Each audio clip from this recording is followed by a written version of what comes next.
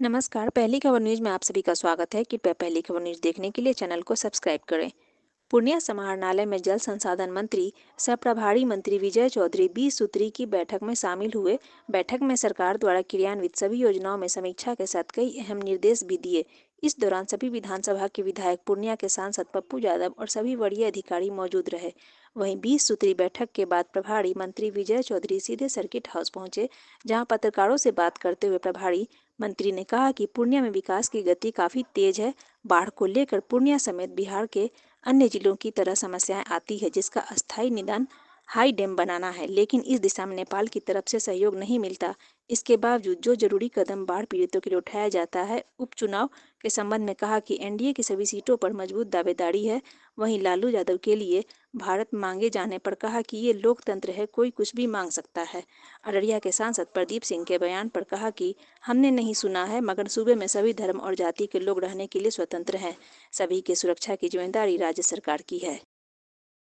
पदाधिकारी का कंडक्ट वो कहता है कि हमको कोई यदि पदाधिकारी एमपी कहेगा तो हम रेड करेंगे, लेकिन तुम्हें बेचना है इतने में तुम चाहे जैसे बेचो। आप खाद्य व्यापारियों से पूछ, कृषि जो पदाधिकारी है वो इन्वॉल्व है। दूसरी चीज होल्डिंग टैक्स। सर, मेरा आग्रह है कि शहर का जो होल्डिंग टैक्स की स्थिति है, इसको यदि गंभीरता से नहीं लिया जाएगा तो ना मोटेशन होता है, ना कोई चीजें होती है, और स्थिति है ना किसी की बेटी की शादी हो पाएगी, ना बहन की शादी हो पाती है। लोग सफर कर रहे हैं, ये ज्यादा है बहुत। दूसरी चीज सर, माधोपारा पुल के बगल में जल निकासी का स्थान जमीन ब्रोकर द्वारा नियम के विरुद्ध प्लॉटिंग करके रोड बनाया, नियम के नदी के नीचे। तो बाईपास जो है, बाईपास का तो समझिए पानी निकासी बंदी हो गई। जमीन माफियाओं ने तो अति कर दिया चारों तरफ। किसकी जमीन थी? ये सरकार की, सरकार ये नदी की, नदी के पुल के नीचे घर बन गई। नदी का क्या नाम? ये कप्तान पारा जो सोना नदी है, चीजें हैं उसमें। एक कप्तान पारा के पास सोना नदी के बगल में नदी के 1500 फीट, मतलब 1500 पर नियम नहीं है अपार्टमेंट बनाने का। कैसे आप अपार्टमेंट बना दीजिएगा भाई? अब आप लॉ ब्रेकर है, लॉफुल। अब जिससे मंत्री मिलकर के जो पदाधिकारी बाहर से आए, हम बोलना नहीं चाहेंगे। यदि मैं बोलना चाहूंगा तो विस्फोट हो जाएगा। तो मैं नहीं बोलूंगा। एक मर्यादित चीजें होती हैं, जो जरूरी नहीं है कि हर बात को बोला जाए, मर्यादा में रख के भी बात की जा सकती। दूसरी बहुत सबसे बड़ा इंपॉर्टेंट है विजय बाबू, वो है सीओ, डीसीएलआर और एडीएम। ये 3 आदमी महत्वपूर्ण लाइफ लाइन है मिडिल क्लास और गरीब लोगों का। ये तो समझिए कि हमें अच्छे डीएम मिल गए हैं, अब कहां से पीछे से आप अच्छे ईमानदार एसपी को भेज, तो हम तो तबाह थे। कोशिश हम लोग की यही रहती। जी। तो मैं एक बात आपको बता दूं कि सीओ साहब लोगों का, उनका जो कर्मचारी है, कर्मचारी की बात करता हूं, वो 4, 5, 10 आदमी को खड़ा रखता है आपत्ति डलवाने के लिए कि हम जो कह रहे हैं आपत्ति डाल दो, उसके बाद हम देख लेंगे। सीमांचल सहित सीमांचल का तो है ही। सीमांचल के ठीक उल्टी दिशा में चले जाइए तो पश्चिम में भी जो जगह है, सबके साथ बाढ़ और कटाव की स्थिति रहती है। इनका अस्थायी निदान है उच्च स्तरीय डैम, हाई लेवल डैम। और हाई लेवल डैम का मतलब ही होता है कि ये नदियों के सबसे ऊपर वाले हिस्से में बनाया जाता है, और स्वाभाविक रूप से वो ऊपर वाला इलाका सभी नदियों में नेपाल का क्षेत्र पड़ जाता है।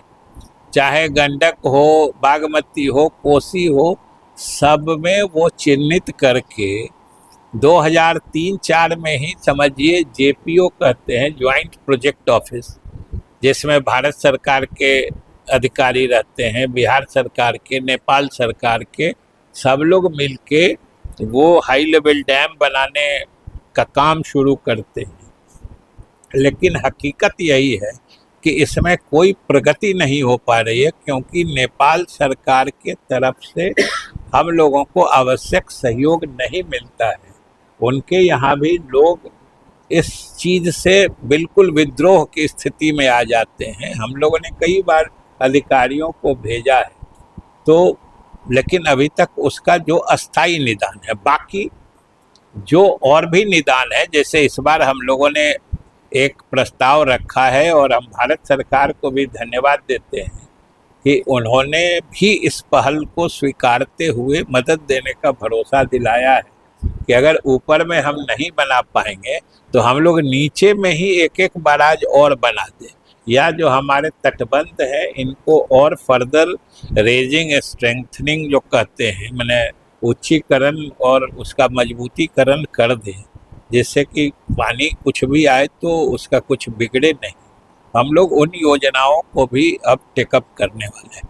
28-29 सितंबर को जो नेपाल में बारिश हुई वो रिकॉर्ड बारिश थी कि 60 घंटे में 250 मिलीमीटर की बारिश हुई। ये समझ लीजिए, नेपाल में तो करीब 150-200 लोग बह गए, लापता हो गए, इतनी बारिश हुई। और आप सब लोग जानते हैं कि सारा पानी तो नेपाल का अंत में बिहार के ही विभिन्न नदियों से होते हुए अंत में गंगा में मिलके बंगाल की खाड़ी जाती है।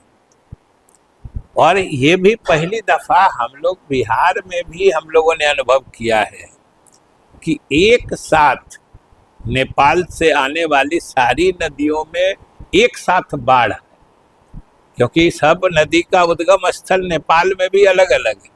हालांकि हम लोगों ने जो बाढ़ पूर्व तैयारी की थी उसके मद्देनज़र बहुत कुछ उसके कारण जो नुकसान हो सकता था उसको हम लोगों ने बचाया।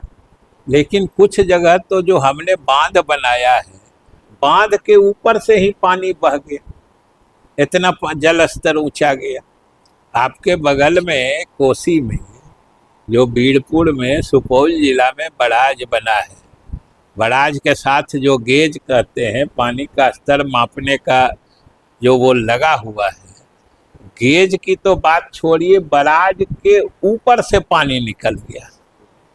ये भयावहता थी, पानी इतने मतलब जोर से आया, तो इसलिए लोगों को परेशानी हुई है।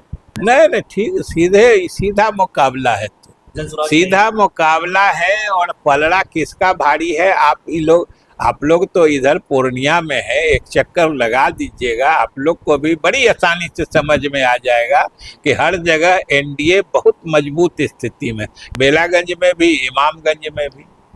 हमको तो लगा कि उस दिन जो उपस्थिति थी नामांकन सभा में और जो लोगों का उत्साह था, हमको तो लग रहा था कि नतीजा उसी दिन घोषित हो जाना चाहिए। इसमें देखिए, इसमें कोई कमेंट देने की क्या बात है, जिनको उचित लगता है मांग करते हैं। सर, ये तो इसमें तो किसी पर न कोई रोक है और न कोई अथॉरिटी है, इसलिए कोई मांग कर रहे हैं तो उसके बारे में कमेंट क्या पूछना है। हमने नहीं सुना है और हम जानते यही है कि यहाँ नीतीश कुमार के नेतृत्व में एनडीए की हुकूमत है, जिसमें जनता दल यू, भाजपा, लोजपा, हम और राष्ट्रीय लोक मोर्चा, ये पांचों दल का समर्थन हासिल है। और इस सरकार की प्राथमिकता और नीति यही है कि यहाँ चाहे नागरिक किसी धर्म किसी जात का हो, वो इस सूबे के किसी क्षेत्र में रहने के लिए स्वतंत्र है और उसकी स्वतंत्रता या उसकी सुरक्षा पूर्ण रूप से सरकार के द्वारा दी जाती है, आगे भी दी जाएगी।